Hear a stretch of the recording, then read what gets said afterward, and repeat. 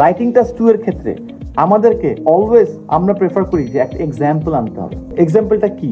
এক্সাম্পলটা বুঝতে গেলে বুঝতে হবে রাইটিং টাস্ক 2 এর সাপোর্টিং সেন্টেন্স, প্যারাগ্রাফের নেচারটা একটু বুঝতে হবে। একটা প্যারাগ্রাফে একটা টপিক সেন্টেন্স থাকে, কিছু সাপোর্টিং সেন্টেন্স। সাপোর্টটা কি? ওই টপিক সেন্টেন্সটাকে যে সাপোর্ট করে, এবং ওই টপিক সেন্টেন্সটাই বের করতে, যেমন রিডিং এ আমাদেরকে সামারি করতে হয় বা টাইটেল করতে হয় না, ওই টপিক সেন্টেন্সটা আমরা খুঁজে বের করার চেষ্টা করি, বেসিক্যালি কি জিনিসটা আছে যেটাকে সাপোর্ট করতে হবে। তো এই সাপোর্টিং সেন্টেন্সটা কিভাবে আসবে ভাইয়া?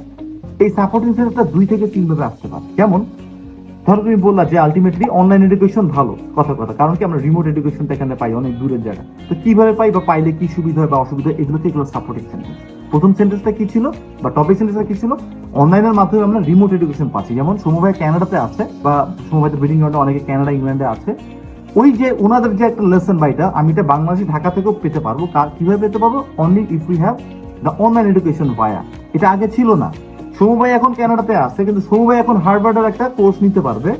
সমবায় কানাডাতে বসে হার্ভার্ডে নিতে পারবে অথবা ইংল্যান্ডে অক্সফোর্ডে নিতে পারবে অনলাইন ভায়া। আগে এটার অবস্থা ছিল না, আগে যেতে হইতো, আগে যে ক্লাস করতে হইতো। এখন এই জিনিসটা আছে। তো রিমোট এডুকেশন মানে কি, দূরের কিছু ভালো হলো ওটা অ্যাভেল করা যায়। কিভাবে করা যায়? এটা ওইটা হইলে কি হবে? কারণ তোমার আশেপাশে যে লোকটা আছে, তুমি একটা জায়গায় এমন জায়গা আছে যেখানে হয়তো ওইখানে টিচার্স নাই ভালো, তুমি কিভাবে করবে? তোমাকে তো শিখতে হবে সেই জিনিসটা। তো এই জিনিসের জন্য এটা ভালো।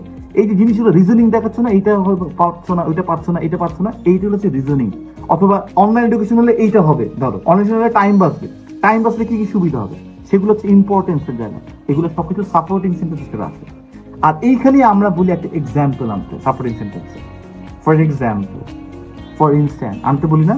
এই যে আমরা সাপোর্টিং সেন্টেন্সের মধ্যে যে এক্সাম্পলটা আনলাম না, এই এক্সাম্পলটার ক্ষেত্রে সাধারণত যদি ইউনিভার্সাল ট্রুথ কিছু করতে পারো বা নিউমেরিক ভ্যালু, যেটা আলটিমেটলি তুমি মানে কোন একটা ডেটা বা কোন একটা ভালোভাবে তুমি বুঝতে পারতেছো বা কোন একটা ডেটা ডকুমেন্ট করতে পারছো, তাহলে গো ফর দ্যাট। যদি না পারো তাহলে কেমনে কি করবো? যেমন আমার সময় কি হয়েছে, when I was taking my exam, I was given something in writing test 2 about population, like the population, something like, versus consequence and the positive sides and negative sides. What did I do? At that time, I knew that, like, the China had adopted one birth child policy. সে একটা মাত্র বাচ্চা হবে। তো তখন এটা কিন্তু renown, তখন কিন্তু আমি অলরেডি ওইটা লিখছিলাম যে চায়না, ওই সময় তখন বুঝলাম যে চায়না হ্যাজ অ্যাডপ্টেড, ঠিক আছে, one child birth policy. So this is how we can also reduce এটা, ফর এক্সাম্পল। তো আমি এটা কিন্তু ডেটা টাইপের আনছি। আমার একটা স্টুডেন্ট আছে রাইটিং এ 7 অথবা 7.5%, নট শিওর।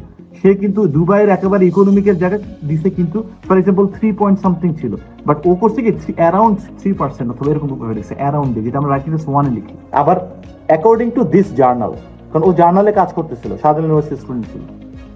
তো ওই জিনিসগুলো কিন্তু মাথায় রাখতে হচ্ছে, ওইটা তুমি করতে পারো। বাট যদি ভাইয়া এগুলো না পারি, এমন টপিক আসলে যেটা আমি জানি না, কি করবো তখন? তখন কি করবো? There is a solution. Apply if conditional sentence.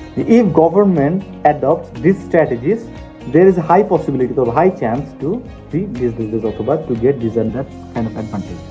এই if এর যে জায়গাটা এই এক্সাম্পলে, তাহলে if conditionalটা দিয়ে মানে শুধুমাত্র তুমি কিন্তু কমপ্লেক্স সেন্টেন্সের খেলাটা দেখাইলে যে তা না, at the same time তুমি একটা এক্সাম্পলও দেখালা, যেটা দুইটাই দরকার আছে, এক্সাম্পলও আনতে হবে।